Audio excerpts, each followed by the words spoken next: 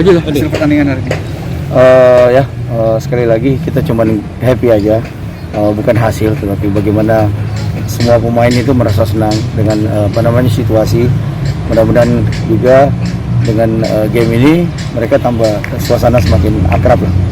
Dan kita jalin juga silaturahim buat Bayangkara dan teman dari ini Muara ini ya. Agenda ke depan mungkin ada apa lagi? Akan ada, tetapi kita tetap latihan dulu ya sambil nunggu keputusan dari PSSI. Nanti kita agendakan untuk uji coba lagi. Dan itu akan ada. Seminggu ke depan ini fokus latihannya seperti apa, Coach?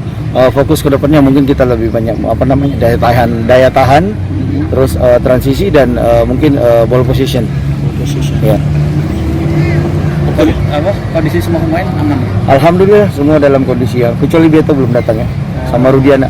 Mungkin minggu mereka besok. Tidak ada masalah kan? Nggak ada masalah. Oke, Coach. Terima kasih, Coach.